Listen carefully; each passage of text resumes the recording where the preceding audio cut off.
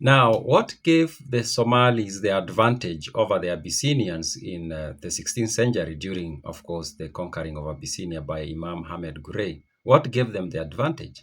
One, Waitwe, the individual who took the texts that were written by one Bermudez, the religious leader who was embedded with the Abyssinian royal family, and also another text written by one Castanhoso, who was a soldier, a Portuguese soldier who fought on the side of the Abyssinians. He took those texts and put them together into a book that was published in 1902. Now, in the introduction, Waitwe writes a very long introduction. It is. He writes about some things, very, very interesting, we could say backdrop information he provides. And one of those, he mentions why the Somalis, and he categorically says Somalis. I'm going to read that part because we've read another book where it wasn't very, very clear who the people were, and I'm going to explain. He talks of what gave them the advantage, and the advantage I'm talking about here is that when Hamed Gurey marched in, could be 1520s, he marched into Abyssinia, he basically swept through like a wildfire and conquered almost the entire country very fast, very quick, and he held on for quite some time, for a very long time, maybe it's close to a decade actually, before the Portuguese came, and then the Portuguese kind of like struggled initially, but then they later on managed to defeat Hamed Gurey. Now, he gives us the answer to why the Somalis and Hamed Gurey did have that quick movement across the land. They were so successful because the Abyssinians were not weak people. They were very well experienced at battle, and in fact, so many times they had defeated the Adal Sultanate. So many times they had basically attacked them, raided them. In fact, for a very long time, Abyssinia became sort of like a bully of Adal. But then all of a sudden, there emerges this imam, and then he sweep across Abyssinia. It was not even really a war. It was basically, crushing the empire. So he explains that, and we are going to read a part where he gives us that short explanation, but it's a very interesting one. But before I read that part, let's go back to this question of who were the people that Hamed Gurey was leading, the ethnic composition of these people. Now, I've read another book, Futu al-Abasha. It's the other book that explains this conflict very well, this expedition to Abyssinia very well. Now, in that book, Arafaki, who's the writer, does go into the details of the composition of the army of Imam Gurey. He tells us the different clans that contributed to the army of Hamed Gurey. And he gives us the numbers actually, and I've done a video about that. But there's something that he mentions or he does not explain clearly that leaves you. He never says that the army was Somali army. He mentions that there were other people, but mostly he never tells you that this is a Somali army. So he does not give it that identity. Now, Whiteway, in the introduction of the book, The Expedition to Abyssinia, the Portuguese Expedition to Abyssinia, published in 1902, he writes this long introduction where he talks about that as well. And he makes it very clear, at least to him, maybe the way he interpreted the text that he was reading, that that was a Somali army. Now, let's read and see what he says. The climatic conditions also are uncongenial to the low country Mohammedan, who, if he can at times overrun the land of the Christians, cannot colonize it. So he says the lowland Mohammedans did not really like Abyssinian islands. It's not a place they enjoyed living. So even if they took over it, they did not want to stay there.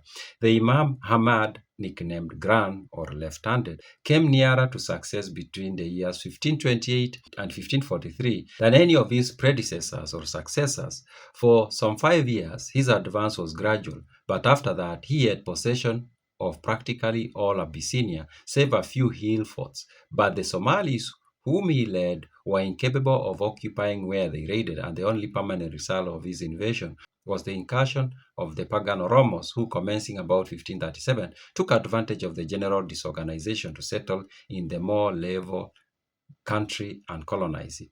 Here he's saying that, and he's made it very clear, that the lowland Mohammedans did not really like the highlands. It's not a place they would enjoy to stay.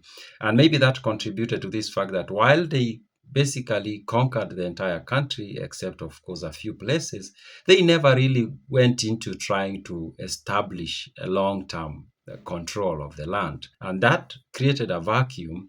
And it's basically, what Kibo is basically saying is, out of that vacuum, that the Oromo power really emerged and controlled Abyssinia, or the land we know today as Ethiopia. The point of me reading that part was really about the identity, the Somali. He's basically saying Ahmed Gurey was leading Somalis. So basically branding the entire army to be Somali. He does not say Somalis and others, like Arab Faki seems to put it. Now, this part is now giving us the advantage that the Somalis had over the Abyssinians. How did the Somalis come to really overcome the Abyssinians so fast and so effectively?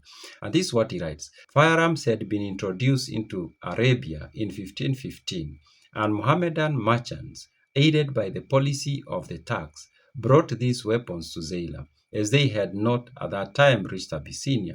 The relative power of Mohammedan and Christian was entirely changed, and the genius of the Imam Ahmad enabled him to take full advantage of the improved armament of his co-religionists. So it is in 1515 that things changed, because the people at Zeila started getting weaponry from Arabia that was superior, modern weapons, we can say. And then I've said in another video that actually the army of this time in the Horn of Africa, the armies were using very modern weapons, of course, according to the time. That time they were using very modern weapons, including cannons and artillery and guns and things like that. So some of these weapons came to Zeila first. He continued. The Somali armies were accompanied by regular bodies of matchlock men who were usually Turks from Zebid on the Arabian coast of the Red Sea. An olive tree standing in the Abyssinian center was cut in two by the first cannon shot fired in one of the early battles. And then, as the Mohammedan chronicler puts it, the Christians stumbled the one on the other, and the Imam army by an immediate charge won the victory. So they are bringing these weapons to Abyssinia for the first time, these very powerful weapons. They are firing them, and that basically scared the Christians because they had never seen these weapons. By 1533, the Christians had got one or two cannons, which were worked by two renegade Arabs, who from their names may have been Attack and Persian. The artillery opposed to them was managed, it is said, by Indians. So by 1533, it is when the Abyssinians are starting to get some of these modern weapons. And these weapons, even they did not manage them, or they did not handle them. They had these renegades, as they are called, Arabs, who came to serve them, to help them basically use the weapons on their behalf. So we could say what actually gave Ahmed Gurey and the Somalis an advantage during this time is actually better weaponry. They had access to better weapons that were coming from Arabia, and the Abyssinians, it took a while before they had access to any of these modern weapons. And probably, I think, it's the Portuguese who provided even better weapons when they came now in 1540s to help them fight the Adal Sultan. Then, of course, that changed the entire outcome of the war. It's very interesting. Now, this book is a book that I'm going to read. I've read it before, but I did not create a lot of videos out of it. This time around, I've decided I'm going to do some more videos out of the book. So if you can get a copy for yourself, we can go through it. It's a very interesting book. It covers a very interesting phase during the history, or in the history of the Horn of Africa, especially Abyssinia and the Adal Sultanate. And you can get a copy. Check the pinned comment, check the description box. And if you are watching on TikTok, check my profile bio. You'll find my book reading list there, and you can go see the book. Those are my random thoughts.